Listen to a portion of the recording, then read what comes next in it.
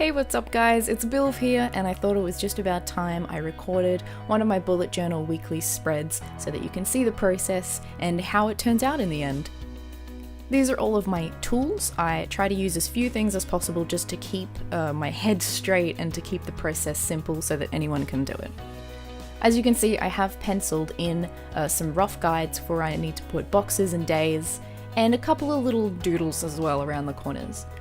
I don't normally add doodles to my bullet journal spreads. I like to keep them as simple as possible, nice and quick too, but I feel like this layout with the days going down the center does look a lot better when you have some flourishes around the edges to brighten it up a little bit.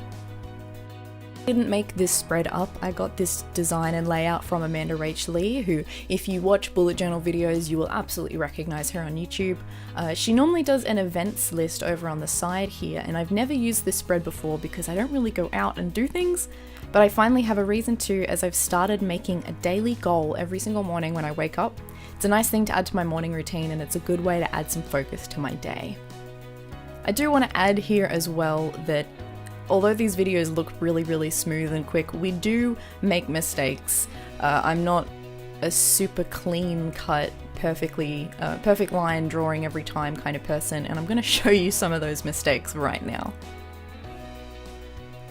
So it doesn't look half bad, but you know, lines are wonky. I don't know what happened with that airplane. Things aren't perfect, but you know, it doesn't really matter. It's a journal, this is just a border. As long as you can leave some room for your actual to-do lists and daily thoughts, then that's all that really matters. Now, what I do typically do in every weekly spread is to have a calendar up in the top corner.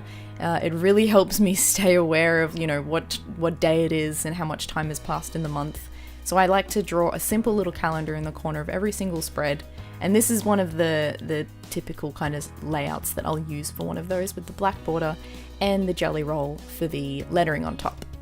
That reminded me that I needed to add this down the bottom here, where I'm going to have next week's tasks written out on that 8th spare spot. And yay, it's time to colour!